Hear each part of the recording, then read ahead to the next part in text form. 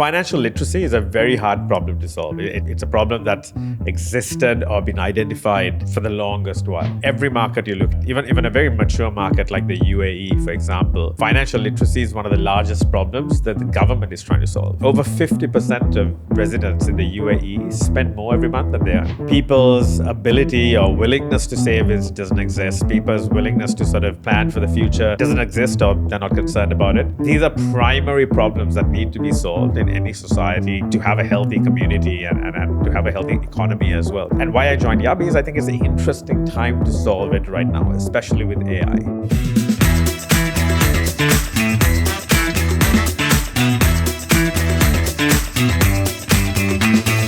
Rakhil Fernando has scaled several startups during the last 2 decades.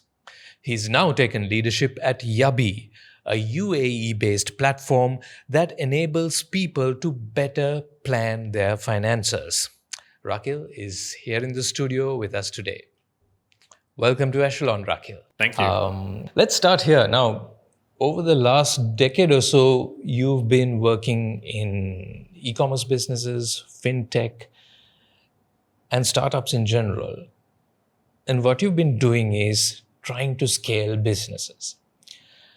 Is the venture you're involved right now scalable in the same sense as the ones you've been involved in the past? I think that's essentially why I took the role at Yabi. Yabi has been around, I think, for a couple of years now.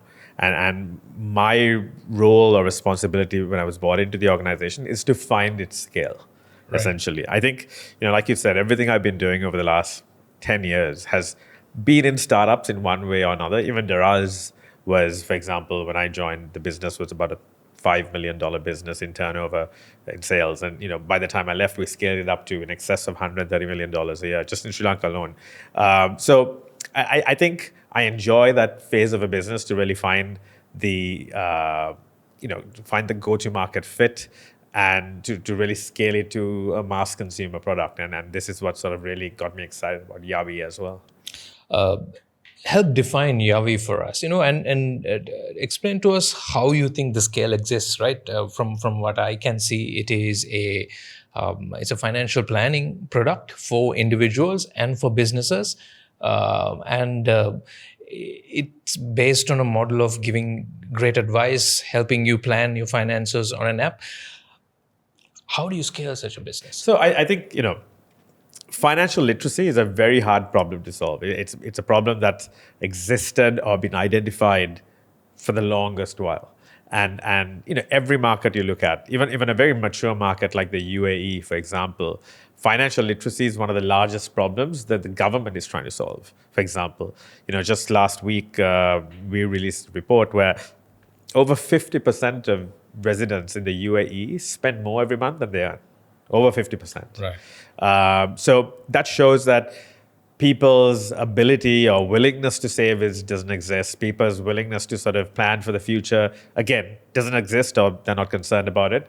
But these are primary problems that need to be solved in any society to have a healthy community and to have a healthy economy as well. Because people overborrow and things like that, and far bigger follow-on effects have on the great economy. So it is a problem that's worth solving because it is a problem that has been identified across the population.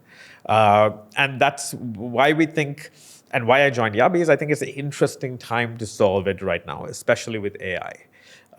Historically, it's very much been a one-size-fits-all kind of solution when it comes to trying to solve financial literacy.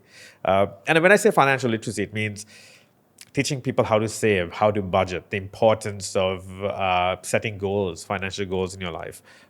These are even things for me that I wanted to learn. So what's the model for monetizing this? Is it a subscription-based product? And practically, how does it work? Okay, Yeah. I'm poor at managing my own finances. I'm willing to pay a subscription maybe.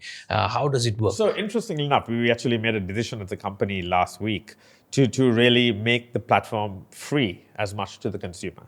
Okay. So we're relaunching Yabi in a few stages. Firstly, we launched Yabi AI, which is the personal financial coach aspect, and then access to people's banks where they can get insights on their spending, and the AI can give you a very conversational advice on how to better manage your spending, or Right. better, and that's going to come free, correct? And then over the course of the year, we're going to introduce financial services within the platform. So you're going to be able to have access to a spending account, a saving account, a money market fund, and certain products that allow you to, let's say, act on what you've learned in the sort of financial learning or financial literacy journey through Yabi.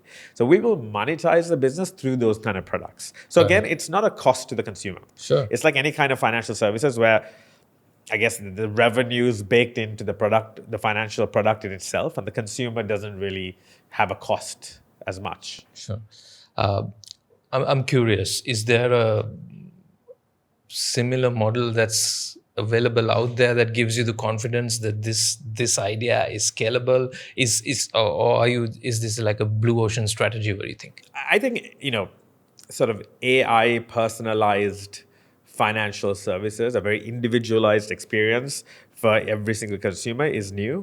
I think there are players out there who've tried variations of it and are very successful. Clio, for example, in the US. But I think the way we're offering it, where we're trying to match both financial literacy through the lens of insights, through sort of teaching you or telling you what to do based on your behavior.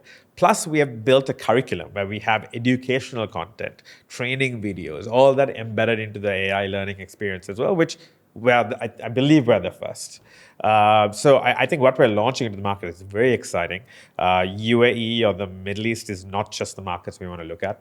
I think we can take this across, global so that markets. was going to be my next question. What's your immediately short-term addressable market? So short-term addressable market is to go after the markets close to home, correct? So it's the UAE, where the company is from.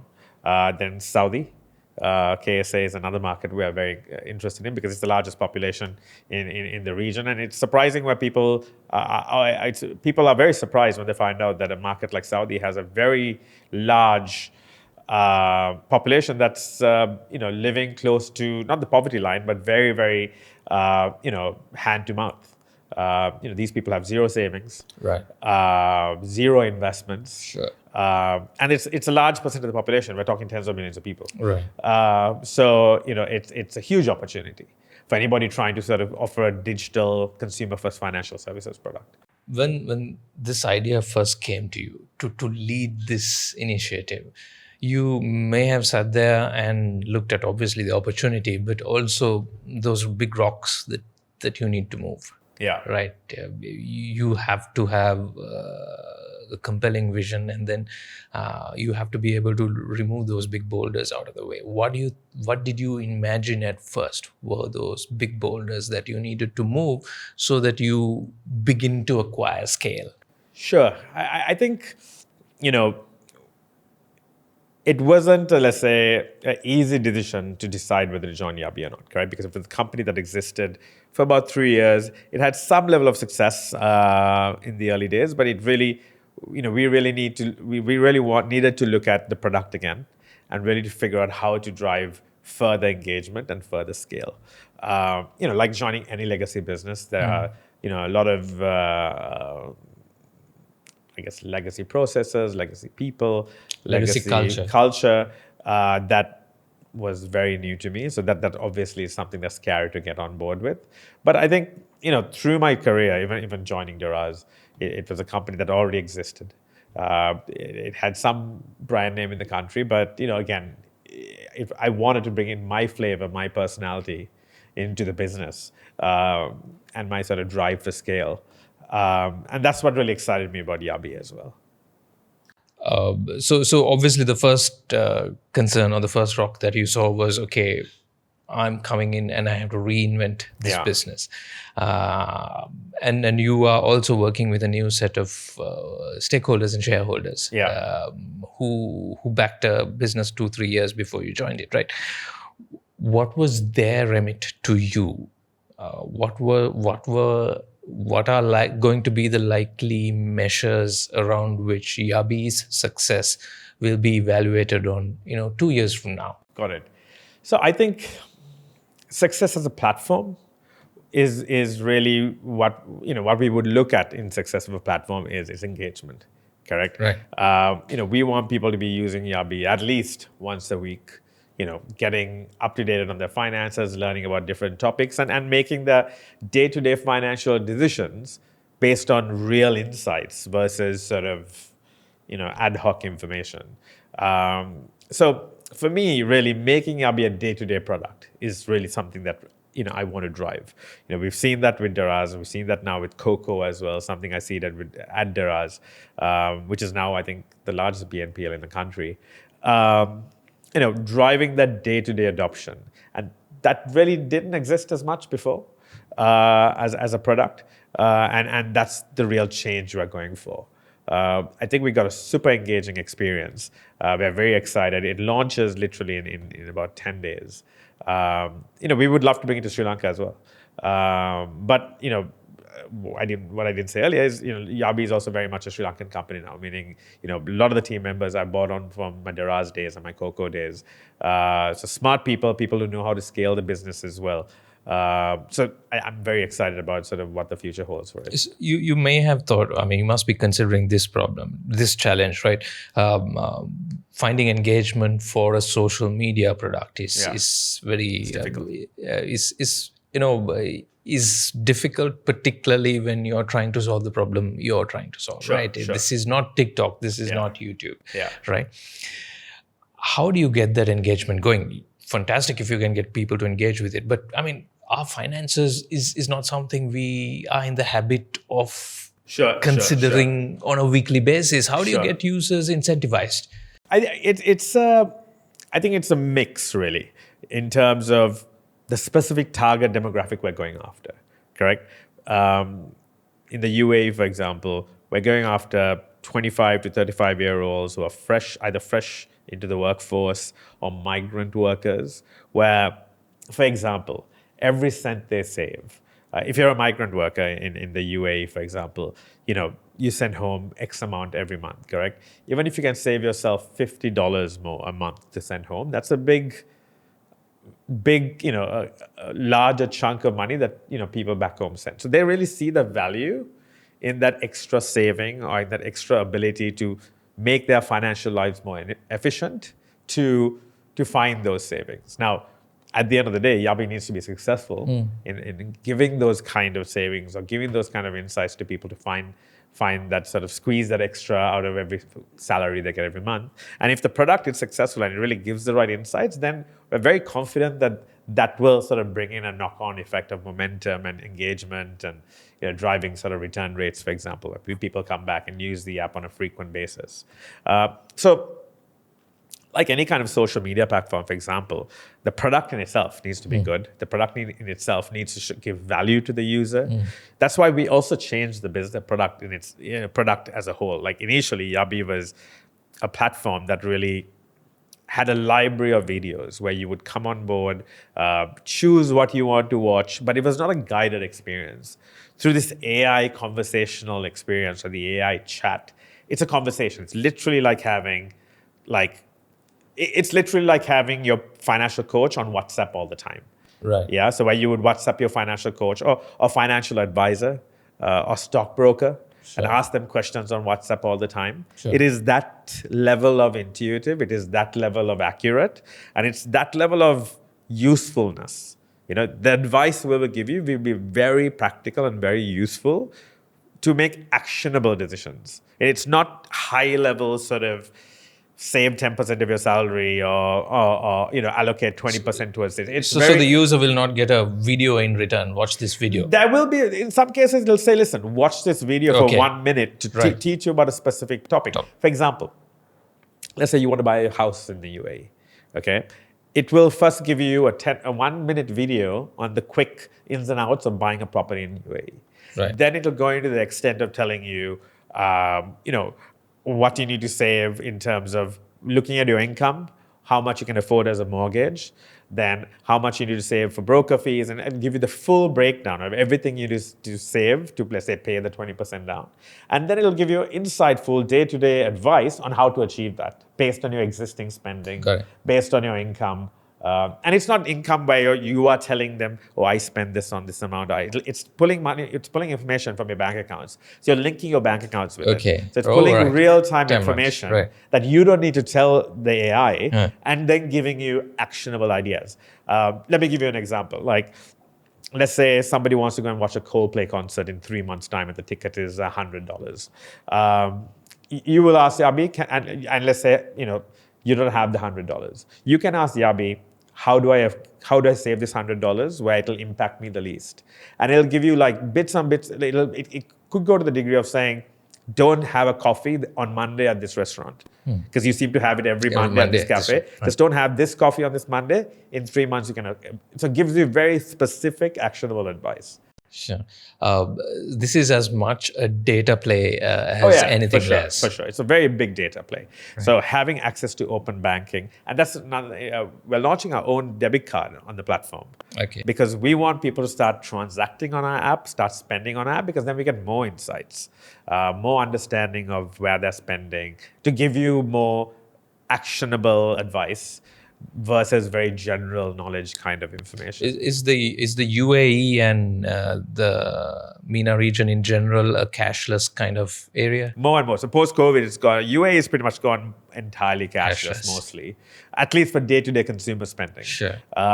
Saudi as well. Right. KSA as well. Again, day-to-day consumer spending. But there are a lot of markets in the region. Egypt, for example, is still very cash-based. 100 million or 200 million population. So that whole MENA region has huge potential.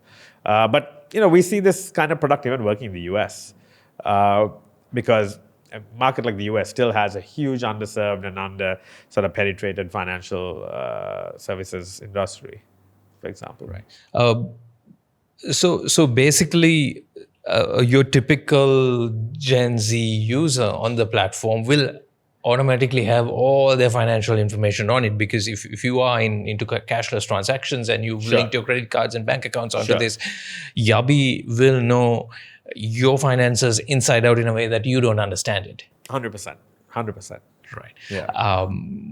What's your journey towards monetizing the product? Is that in the realm of things that you have to achieve in the next couple of years? Is it user growth that you're more focused on right now? What are your priorities from where you are, and what are your stakeholders, your shareholders telling you? So, I mean, obviously my shareholders want us to monetize, correct? Like any shareholder would. We have to do that in parallel. Our initial step is to find engagement, find the right formula to show, people like it, people use it, people will come back. But quite soon, and we're actually going through a fundraising round right now, actually, where, closing the fundraising round, we will get our licenses to start offering financial services products, which will allow us to monetize quite soon as well.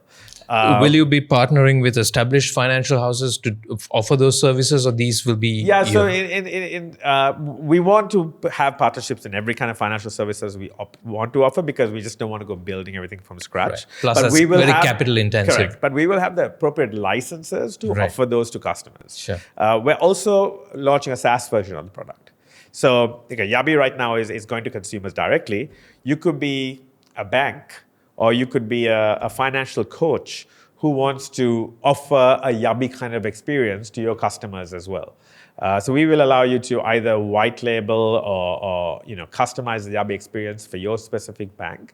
Or as a financial coach, you can upload your own curriculum into Yabi, your own videos into Yabi, and offer that to your students as a way of engaging with your students after your, let's say, physical one-on-one experience. For example, in the US, there are 300,000 financial coaches, registered financial coaches, and all of these people, literally 100% of these people, are interacting with their students one-on-one, either physically or virtually, but still very much, real life human experience, correct? Whereas a product like this will allow them to digitize and go at scale Sure. overnight. They're no longer limited by the hours of the day they can work. Sure. So we see that as another huge opportunity as well. So we're currently sort of going to be testing out our SaaS product also. So that would be a subscription-based model. Looks like you have a lot to build. A lot to build. Yeah, right? Yeah. All right. And interestingly, you've chosen to have teams based out of Sri Lanka too. What does a Sri Lankan team bring to the table for Yabi that you can't acquire in the UAE? It's not that you can't acquire, it's simply the talent that has been identified here, correct? Right. When I worked at Deraz or Coco, there were some great people that I worked with that, it was their first jobs, but they, knew how to scale, they knew how to hustle and build things and execute well. I love to work with people I worked with in the past. I can trust them. I know they can execute. I know I can sort of, empower them. I want to bring them along on the journey. So a couple of people from Deraz have joined me already. Okay. We're hoping to bring in more people who I think will be great for the business. But saying that, we have a great team in the UAE as well who've done some great work over the last couple of years. And together, I think it's quite exciting. In terms of Yabi, give us a sense of scale. You can use several measures of people, users, whatever those measures that you're tracking. What are they? So right now, Yabi has about 30,000 signups Right. in the UAE. But once we relaunched the app, we almost have to start from scratch. Sure. Essentially, because it's such a different user experience. It's a different monetization model. But the plan is by the end of this year to get back to that level of engagement with the new product, but also to scale it beyond that, correct? And I think where it's exciting is when you launch this financial services product. We want to launch a money market fund, for example. Right now in the UAE, most people keep money just in a bank account earning zero interest. Right. But you're seeing some great money market fund products coming out of Singapore, for example, a company called Chocolate Finance, for example, where it's a simple way of getting people to just move money from your savings account to a money market fund and earn 6-7% interest versus earning nothing. So we want to create that kind of ease of start to invest, start to sort of get exposed to making your money work for you. So again, very exciting. It's like you said, there's a lot we want to build, and sometimes I need to be reined in on what we need to prioritize. Sure. But what makes me excited about this opportunity is that you have all this available to build, correct? It's just now prioritizing and making sure that you prove, you iterate, and you grow. Right. Can you tell us who your backers are? Who are the shareholders of this? And you happen to let slip or mention there that you're in the process of raising a new round now of financing. What are the mechanics of that? So we, the primary backers of Yabi over 3 years ago was firstly a big investment bank in Dubai called Shua Capital. So they were the main seeders and funders of it. And it almost was like a in-house venture build. Right. But then soon enough, another VC out of Saudi also invested called Wafra. So with those two main backers, I think the company has gone thus far. Because we want to scale at a far higher pace, we're opening the company out to outside investors as well. We will start the round most likely after we go live in February. So mostly start the round the plan is March, April, and then close it quite fast. And then just focus on scaling up. Okay. Are you at liberty to share a few more details? What kind of, you have just one shareholder right now? No. So the company has a bit of a complicated shareholding structure. So you have Shua Capital, you have Wafra, which is a VC out of KSA. And there are some angels as well. Right. And small VCs like Venture Souk, which is a well-known VC out of UAE. They came at the very early stage, almost like a seed investor or an angel investor. And then I think a couple of individuals as well, right, who are quite sort of small in the cap table. But, it was initially started by this lady called Amberine. She was the main CEO of Yabi. So she brought on these people. But, I think we're also now looking for VCs and investors who can help us scale and go through the long, through the sort of the long journey. What was the clinch? You've been scaling businesses. You talked about how you scaled Daraz up to about $130 million a year. What was the clinch about Yabi that uh, sort of convinced you? Okay, I need to go here. Yeah.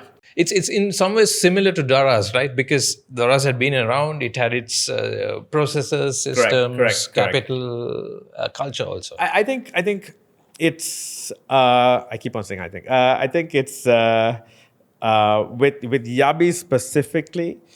With Daraz, it was a lot of fun, but it was still very much part of this global powerhouse of a company called Alibaba, correct? So it had some level of restrictions. With Yabi, I think it allows me to really frame and define the product from scratch, which excites me even further. It's a bit like Coco, where with Right. Daraz, they allowed me to sort of spin off a company which was allowed to have its own brand, its own product, its own business model, its own sort of culture and everything. Correct? Sure. There was no sort of But do oversight. explain to us what Coco is. I mean, Yeah. So Coco is a buy now pay later product in Sri Lanka. I think it's now the most sort of prevalently used in the countries. It's been a huge success story for Daraz.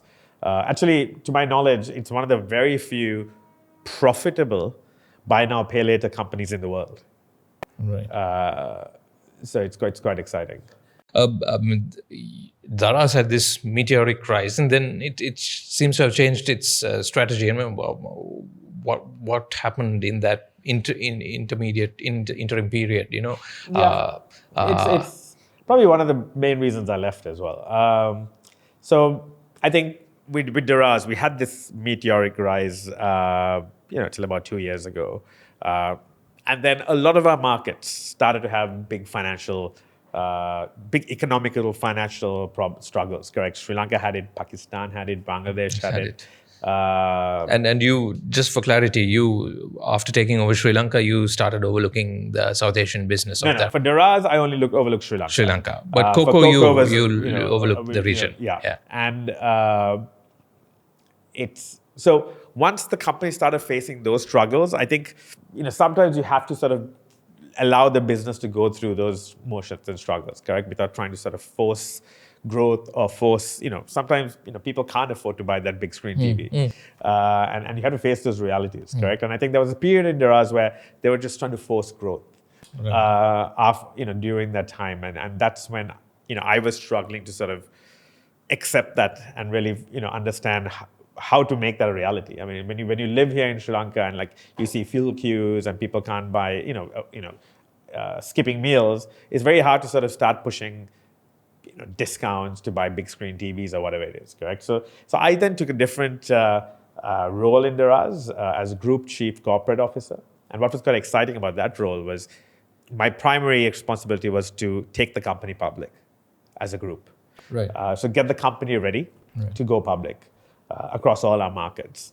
And also find sort of the investment banks to get it ready to go public. And for context, Daraz operated in Sri Lanka, Bangladesh, and Pakistan, Nepal, and Nepal, Myanmar. and Myanmar, Yeah. and Lazada was also a similar model. So to Lazada that is a sister company of to Daraz, Yeah. operating in Southeast Asia. Correct. Okay, so you were overlooking Daraz and trying to take it public. Yes. So my responsibility was get the company public, and I took on that role as Group Chief Corporate Officer in 2023. But what was funny was interesting was I remember like 3 months after taking on that role, the whole Alibaba group changed its whole approach and structure to its overseas businesses. So all of Daraz, Lazada came under this group called AIDC.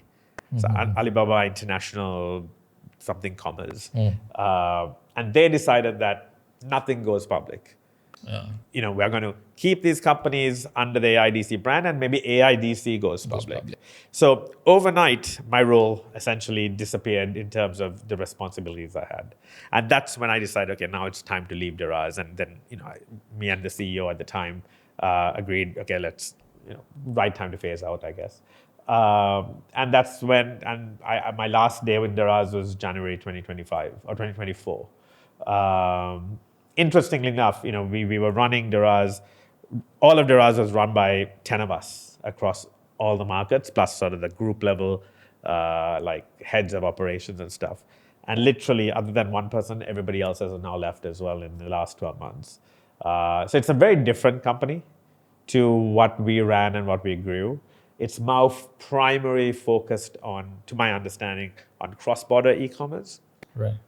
So, if you shop under us, I think when I was there, about 20% of the business was Chinese sellers selling to Sri Lankan buyers. I think it's now flipped. Yeah. It's primarily, the AIDC or Alibaba Group, I think, consolidating or let's say, using their infrastructure in China and then feeding supply to all their subsidiaries. It's almost like AliExpress in another name. Yeah, so because it's the same supply chain. It essentially runs the same in parallel. So it's the same supply chain, same sellers, I think. So it runs in parallel. Obviously, all these local e-commerce platforms, marketplaces like Daraz or Lazada still have some level of local sellers to run a local marketplace. But I think strategically and priority-wise, I think they have shifted where the weightage is. Did you think, now that you look back, did you find that you had the privilege of running a local marketplace, with lots of local suppliers, and then building this separate product, buy now, pay later kind of product, as more rewarding than having to, run a company that's basically a front end for a supply chain? Yeah, so running Duraz and even running Coco was the most fun, exciting time I think I can ever remember. It was a time where e-commerce just took off in Sri Lanka. It was where we were really defining the brand. So I think, we really drove home about Daraz, about the worthiness of it. And that was super exciting, correct? And when the team sizes grew, when I joined, I think it was about 200 people. And by the time I left, it was about 2,000 people. Right. So, it was all that was a ball of fun. It's a very different business now. So it's not a business that I would see myself being involved now. But I think while we were growing it, I think everybody had a blast. What's in store for you personally now that you've taken on this challenge? Are you looking forward to it in the same way? Are you excited about it in the same way? There are a lot of challenges for sure. Right. Fundraising, dealing with a legacy company with legacy shareholders requires us to make decisions which also are important for the long term of the business. So all that is, there are challenges involved with that. Also challenges with reintroducing a product, a new business model. But this is the most exciting time, correct, of any business. At the stage where you're building something new, you're building something you think will resonate with users. So we'll see. I mean, it's if all the stars are aligned, it's something I really hope to scale and work on the long term. Brilliant. Anything you want to add to Thanks for having me. Yeah. Fantastic chat, as always. Thank you. Rakhil Fernando. Thank you. Thank you.